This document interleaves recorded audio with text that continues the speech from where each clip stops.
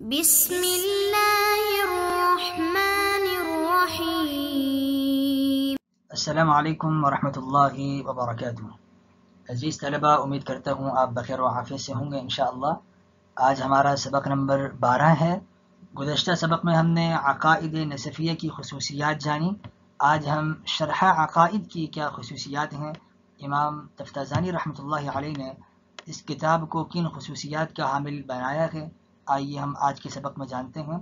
فرماتے ہیں فحاولت ان اشرحه شرحا یفصل مجملاته، میں کوشش کروں گا کہ اس کی ایسی شرح کروں جو اس کے مجملات کی تفصیل بیان کر دے، ویبین معضلاته، اور اس کی مشکلات کو واضح کر دے، معضلاته اس کی مشکلات کو آسان کرے، بیان کر دے، واضح کر دے، وینشر مطویاته اس کی لپٹی باتوں کو پھیلا دے، کھول دے، وینشر مطویاته اس کی لپٹی باتوں کو جو مغلق عبارتیں ہیں ان کو کھول دے، واضح کر دے، ویظہر مکنوناته اور اس کی جو پوشیدہ چھپی ہوئی باتیں ہیں ان کو ظاہر کر دے، مع توجیہ للکلام درآ حالانکہ، مع توجیہ للکلام فی تنقیح کہ میں کلام کی توجیہ کرنے والا ہوں گا تنقیح کے ساتھ،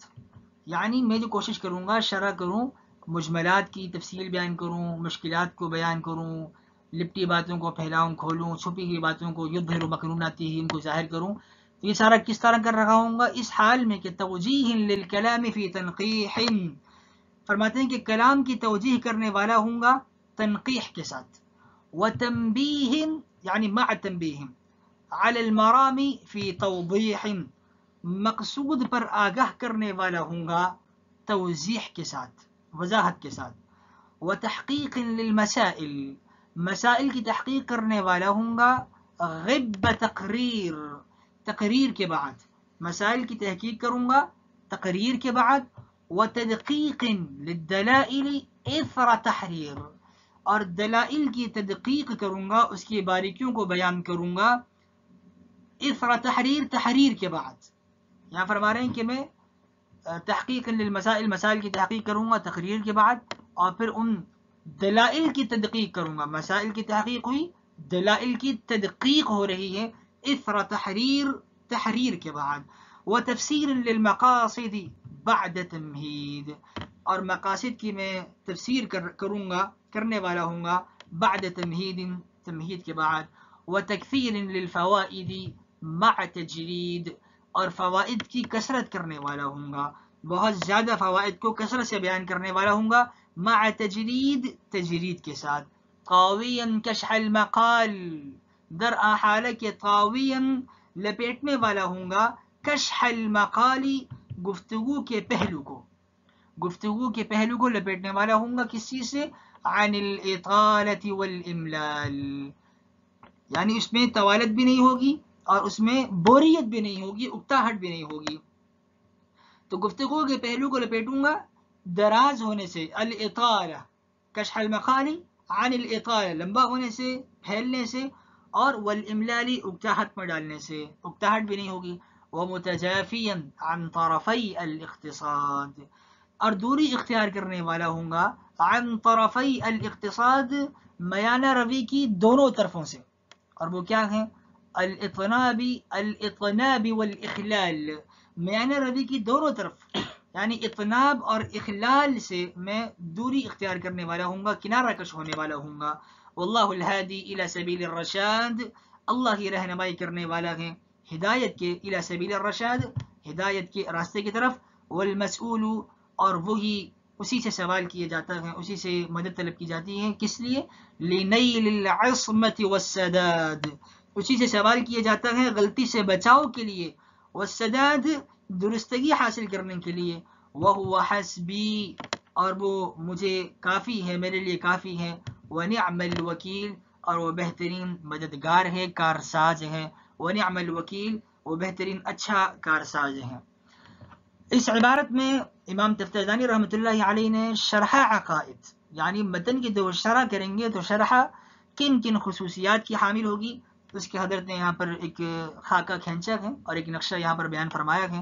فحاولت یہاں پر یہ فا ہے اور یہ فا شرط محذوف کی جزا پر دلالت کر رہی ہے چونکہ فا جزائیہ ہے.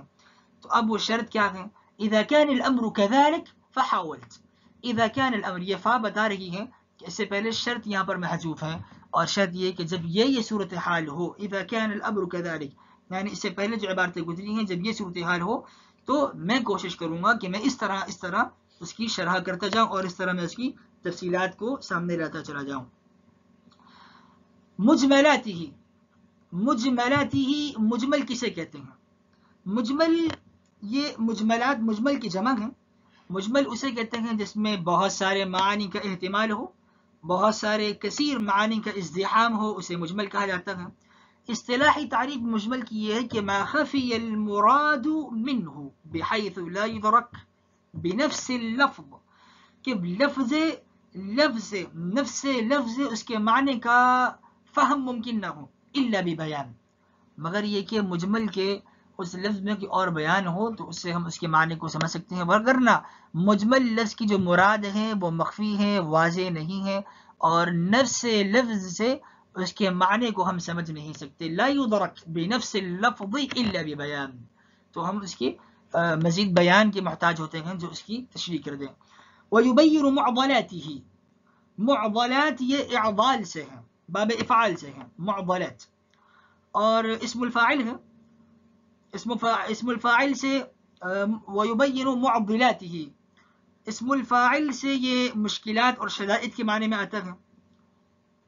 اسی طریقے سے وینشر مطویاتہ، یہ نشر ینشر بھی آتا ہے اور نشر ینشر بھی، ضرب یضرب سے بھی اور ضرب نصر ینصر دونوں بابوں سے آتا ہے.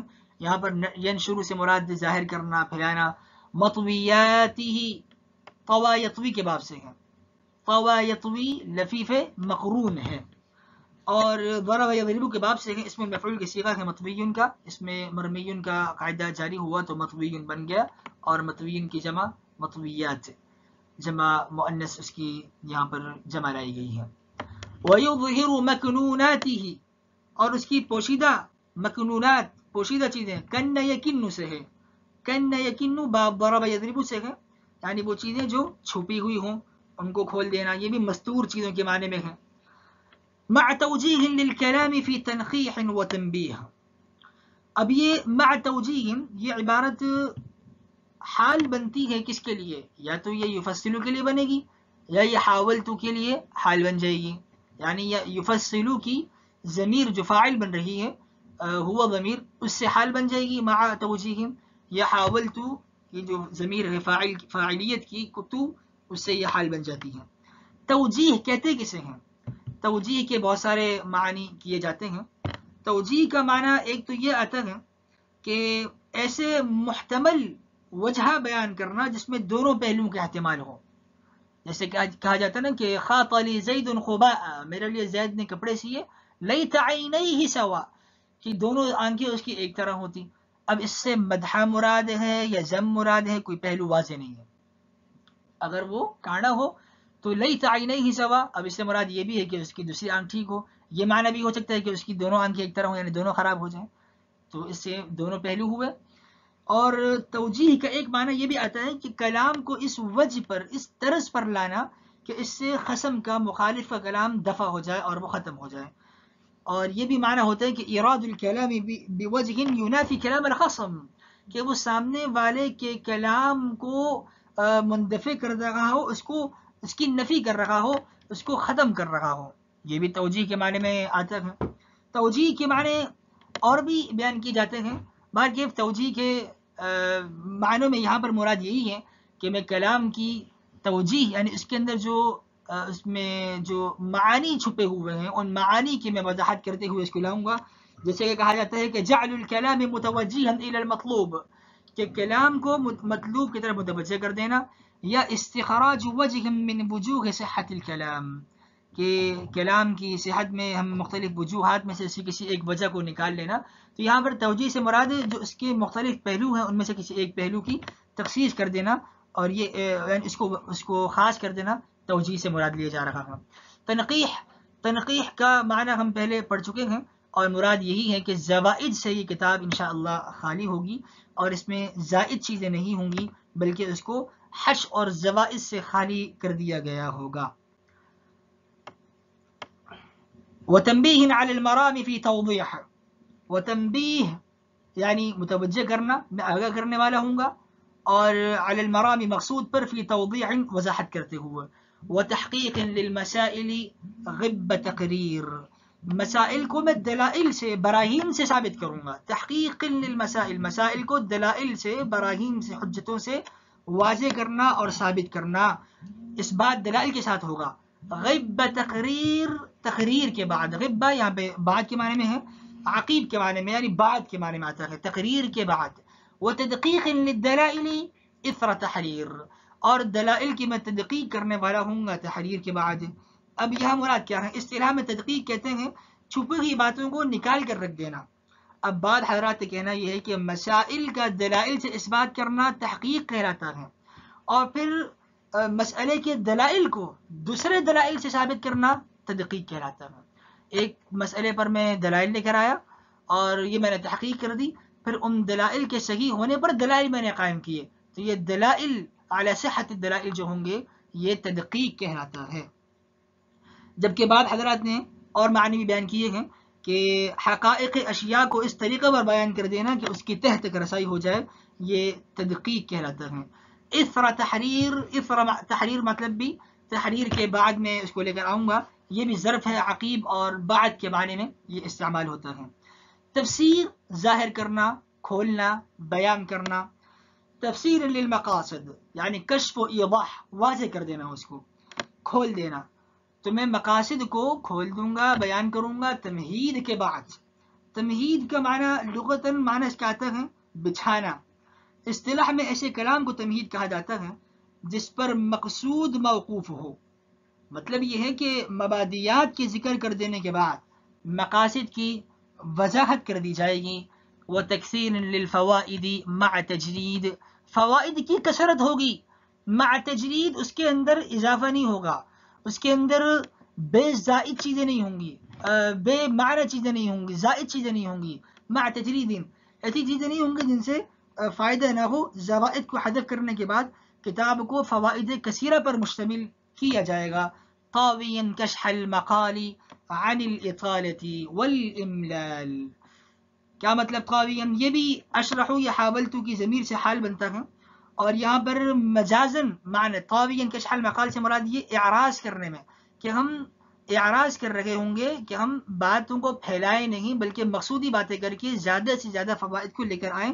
اطالہ نہ ہو، املال نہ ہو، بے معنی باتیں نہ ہوں، اکتاہٹ میں ڈالنے والی چیزیں نہ ہوں، بلکہ ہم مقصودی باتوں کو لے کر آئیں. تو طی الکشح یہ بول کر مجازن اعراض کرنا مراد لیا جاتا ہے یہاں پر. مقال، کشح المقال یہ مصدر میمی ہے، اور مصدر میمی بھی ہو سکتا ہے، اور مقال مقبل سے اس میں ظرف بھی ہو سکتا ہے، لیکن یہاں پر مصدر میمی کا معنی لیا جائے تو احتمال یہاں پر یہ کہ اس میں ظرف کو لے لیا جائے، لیکن مصدر میمی یہ زیادہ انسب قول جو علماء نے نقل کیا کہ مصدر میمی کا معنی لینا یہاں پر زیادہ مناسب ہے. عن الاطالة والاملال، اکتاہٹ میں ڈالنے والی چیزیں نہیں ہوں گی. اطالہ املال دونوں باب افعال سے ہیں. متجافیا عن طرفی الاقتصاد الاطناب والاخلال، یعنی میانہ روی کے دونوں طرفوں سے میں کیا کر رہا ہوں گا؟ دوری اختیار کر رہا ہوں گا، کنارہ کش ہو رہا ہوں گا. وہ کیا ہیں؟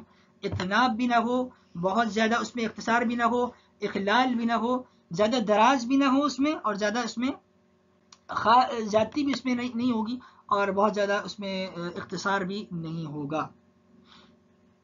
افراد سے بھی بچنا ہوگا اور تفریح سے بھی میں اپنے آپ کو بچا رہا ہوں گا. تو افراد کیا ہوا؟ اطناب. اطناب یہ ہمارے پاس ایک بے معنی چیزوں کو لے کر آنا، یہ افراد کی صورت بن گئی، اور اخلال یہ ایک تفرید کی صورت بن گئی.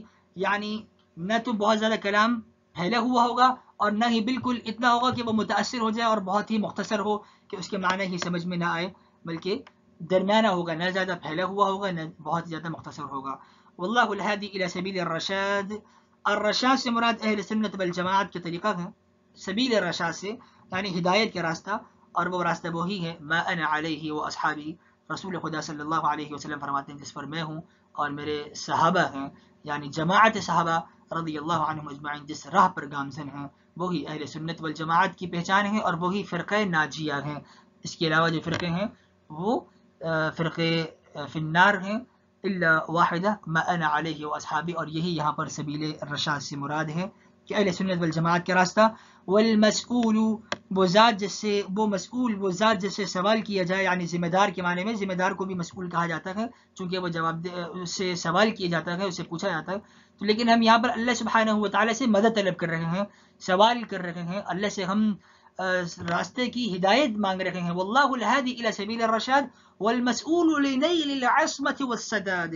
اللہ ہی صحیح راہ دکھانے والے ہیں، انہی سے ہم سوال کر رہے ہیں. اور نیل کہتے ہیں پا لینے کو، یہ مصدر ہے حاصل کر لینا، پا لینا. سداد یعنی کشادہ راستہ، واضح راستہ. تو ہم اللہ سبحانہ و تعالیٰ سے سیدھے راستے کا سوال کرتے ہیں. وَهُوَ حَسْبِي وَنِعْمَ الْوَكِيلُ. اللہ تعالیٰ ہمیں کافی ہیں اور وہ بہترین کارساز ہیں، بہترین مدد کرنے والا ہے، ہر خوف سے امن دینے والا ہے. سیدنا ابن عمر رضی اللہ عنہ اور ابن عباس رضی اللہ عنہما سے روایت ہے جب تم کسی شدت میں مبتلا ہو جاؤ تو حسبنا اللہ ونعم الوکیل پڑھا کرو، اللہ تعالیٰ تمہیں امن عطا فرمائیں گے. ہم اپنے آج کے سبق کو اسی جملے پر حسبنا اللہ ونعم الوکیل پر روکتے ہیں کہ اللہ تعالیٰ ہمیں ہر طرح کے مشکلات سے، ہر طرح کے فتنوں سے ہماری حفاظت فرمائے، اور ہمیں دنیا اور آخرت کا دائمی امن اور عافیت ہمیں ہمارا مقدر بنائے. سبحان اللہ بحمدہ، سبحانک اللہم وبحمدک، نشہد ان لا الہ الا انت نستغفرک ونتوب الیک. سبحان ربک رب العزة عما یصفون وسلام علی المرسلین والحمد للہ رب العالمین. السلام علیکم ورحمۃ اللہ وبرکاتہ.